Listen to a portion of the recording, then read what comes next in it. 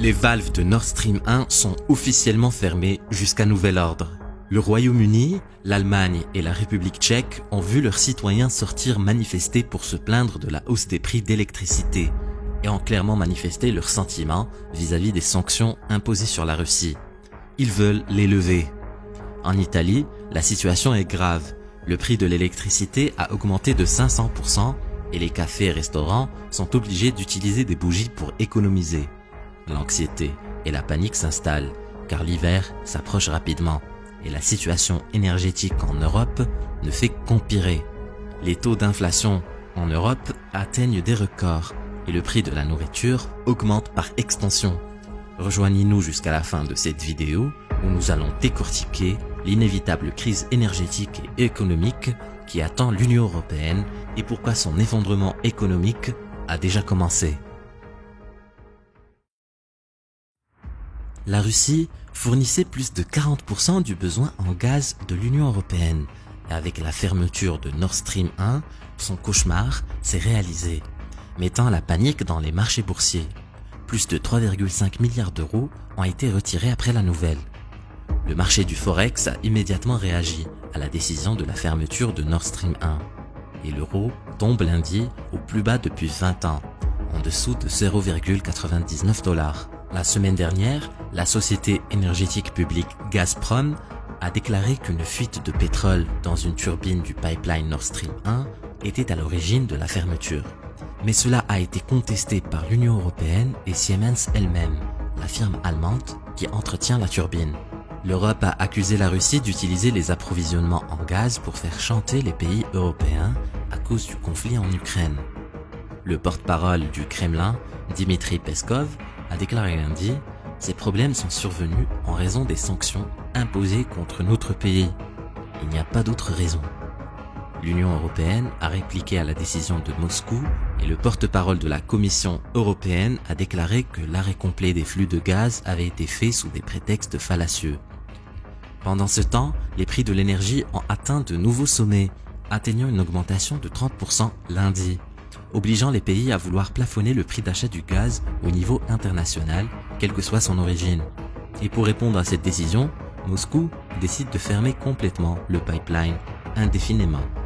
Et si le prix d'une commodité aussi importante que le gaz augmente de 35% en une journée, on peut dire qu'il n'y a pas réellement de stabilité économique.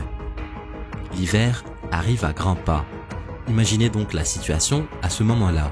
Quand le climat deviendra de plus en plus froid, le prix du gaz naturel augmentera encore plus, car des millions de personnes ont besoin de réchauffer leur maison.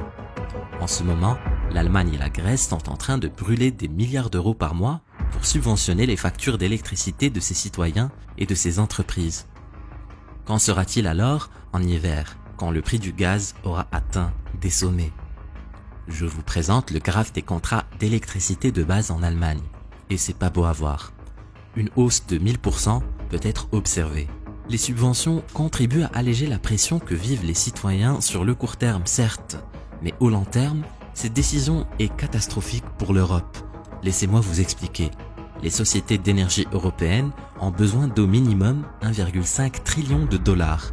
Je dis bien trillion, pour couvrir les dégâts causés par la hausse des prix du gaz jusqu'à présent.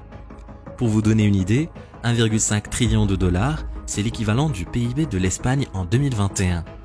Il faudrait donc que l'Europe imprime à peu près le PIB de l'Espagne pendant les semaines à venir pour régler temporairement ce problème. Et je dis bien temporairement, car si la situation n'est pas réglée, dans quelques mois, il faudra réimprimer de l'argent. C'est un cercle vicieux qui n'a pas de fin et qui risque de plonger l'euro encore plus bas.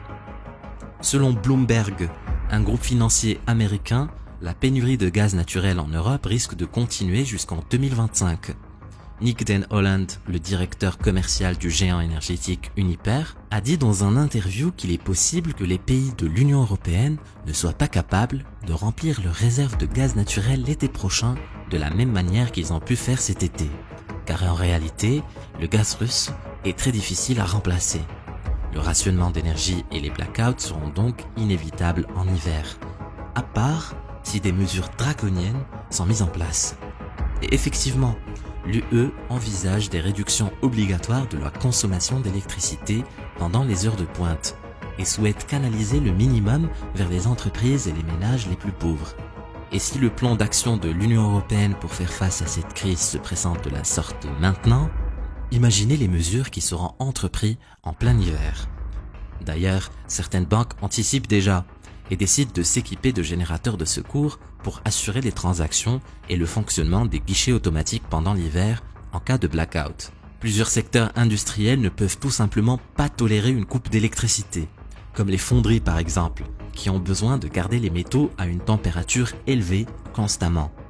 Le secteur alimentaire, qui a comme contrainte le respect de la chaîne de froid. Et une coupure longue et inattendue voudra dire la péremption des aliments fragiles. Et malgré tous ces risques, l'Union européenne a d'autres sanctions dans la poche. À partir du 5 décembre 2022, l'import de pétrole non raffiné russe sera banni et les produits raffinés tels que l'essence et le gasoil seront bannis à partir du 5 février 2023. Cette coupure se fera de manière brusque et risque de choquer les marchés locaux, ne leur donnant aucun temps d'adaptation.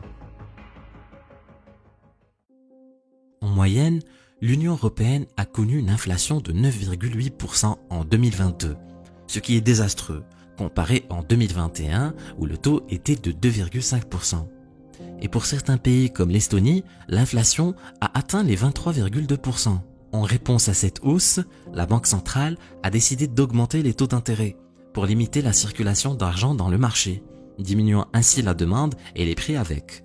Mais cette décision, bien que raisonnable, a un coût. Le ralentissement de la roue économique. Car l'argent devient techniquement plus cher. Il est plus difficile par exemple de prendre des prêts pour financer une maison ou une voiture. Ce qui fait que les entreprises auront moins de clients. Le pouvoir d'achat et l'économie des Européens ne fera que diminuer au fil du temps, tant que la pénurie de gaz ne sera pas réglée. Le prix du gaz n'impacte pas que les secteurs industriels, mais aussi le secteur agricole, dû aux fertilisants qui nécessitent du gaz naturel dans leur processus de production. Plusieurs agriculteurs néerlandais protestent de la hausse des prix depuis juillet. Certains d'entre eux ont raté la période de plantation.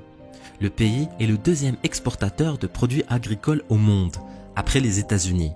Et une réduction de la production due à l'instabilité économique actuelle risque de mettre en danger la sécurité alimentaire de plusieurs pays dans le monde, dont les pays de l'Union européenne, tels que l'Allemagne, la Belgique et la France, qui dépendent des importations agricoles néerlandaises. Les prix de la nourriture flambent déjà et flamberont encore plus dans les mois à venir.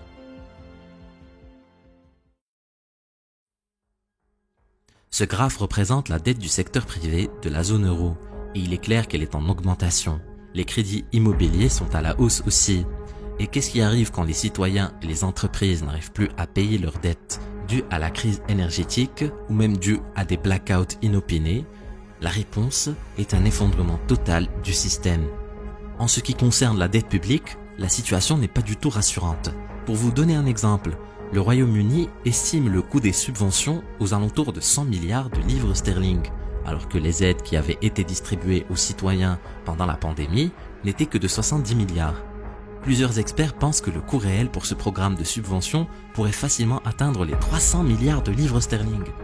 Et si plusieurs pays européens se mettent à suivre la même méthode et empruntent de l'argent pour financer ce programme, la dette publique va tout simplement exploser. Et ces gouvernements vont se retrouver avec des sommes colossales à payer pour subventionner le prix de l'électricité et bientôt du pétrole.